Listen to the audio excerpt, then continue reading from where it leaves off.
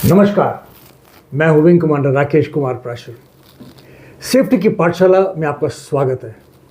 अपने पिछले एपिसोड में हमने रिस्क मैनेजमेंट को बेहतर तरीके से समझने के लिए हैजर्ड और रिस्क के बारे में चर्चा की थी। इसी एपिसोड में मैंने ये भी कहा था कि अपने कर्मचारियों को एक सुरक्षित कार्यस्थल प्रदान करने के लिए हैजर्ड्स की पहचान करने, रिस्क का आंकलन करने और कंट्रोल मेजर्स को स्थापित करने के लिए मैनेजमेंट जिम्मेदार है।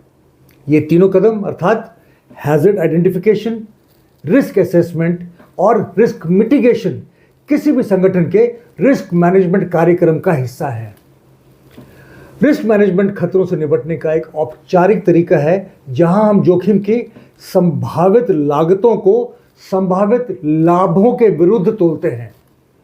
आज के इस एपिसोड में हम रिस्क मैनेजमेंट के पहले और लॉजिकल चरण अर्थात हैजर्ड आइडेंटिफिकेशन की प्रक्रिया के बारे में डिटेल में बात करेंगे।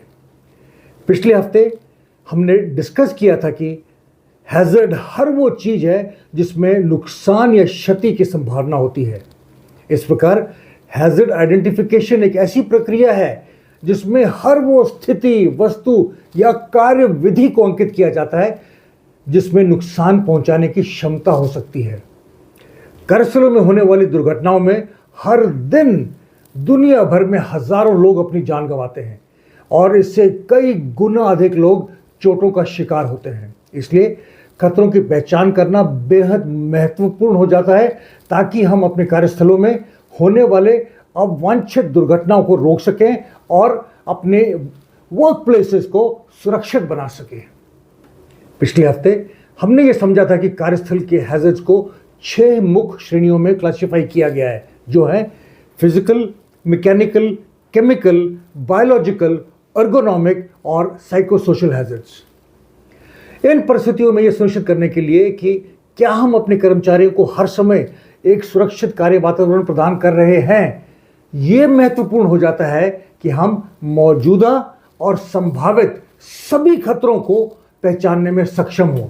यही नहीं, यह समझना भी अत्यंत महत्वपूर्ण है कि ये खतरे हमें, हमारे सहकर्मी, संपत्ति, संगठन, समाज या पर्यावरण को कैसे प्रभावित कर सकते हैं।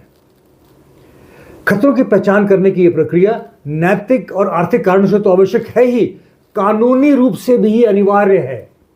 यहां हमें यह याद रखने की आवश्यकता है कि जबकि अधिकांश खतरे स्पष्ट हो सकते हैं, कुछ खतरे इतने स्पष्ट नहीं होते हैं और उन्हें जाने अनजाने अनदेखा किया जा सकता है। चलिए आज हम बात करते हैं कि हैजर्ड आइडेंटिफिकेशन के लाभ क्या है। पहला, संभावित खतरों की पहचान करने से दुर्घटनाओं को रोकने में मदद मिलती है, जिससे कर्मचारियों की सुरक्षा तो सुनिश्चित होती ही है, साथ ही साथ संपत्ति की सुरक्षा भी सुनिश्चित होती है। दूसरा, किसी दुर्घटना के बाद होने वाले खर्चों से निपटने की तुलना में संभावित खतरों की प्रोएक्टिवली पहचान करना और दुर्घटनाओं को रोकना एक सस्ता विकल्प है। तीसरा, जब हम कार्यस्थल में दुर्घटनाओं को रोकने में सफल होते हैं तो हमें दुर्घटनाओं के कारण होने वाले उत्पादन के डाउनटाइम को रोकने में भी मदद मिलती है। चौथा, हैजर्ड आइडेंटिफिकेशन के विश्लेषण के दौरान उन प्रक्रियाओं की भी पहचान की जा सकती है जिनसे श्रमिकों की कार्य क्षमता में सुधार किया जा सकता है। पांचवां, जब कर्मचारी मैनेजमेंट को उनकी सुरक्षा सुनिश्चित करने में रुचि लेते हुए देखते हैं तो उनका मनोबल बढ़ जाता है। ये उनके आत्मविश्वास और उत्पादकता दोनों को बढ़ावा देने में मदद करता है। छठा, जब सब लोग दुर्घटनाओं को रोकने की दृष्टि से खतरों की पहचान करने के एक समान लक्ष्य के साथ मिलकर काम करते हैं तो ये टीम वर्क बनाने में मदद करता है, जो सुरक्षा के लिए अति आवश्यक है। यही नहीं, जब कंपनीज नियमित रूप से खतरों की पहचान करने में प्रोएक्टिव कदम उठाती हैं तो दुर्घटनाओं के होने की संभावना कम हो जाती है। ये क्लाइंट्स के विश्वास को बढ़ाता है, जिससे कंपनी की ब्रांड इमेज को बेहतर बनाने में मदद मिलती है।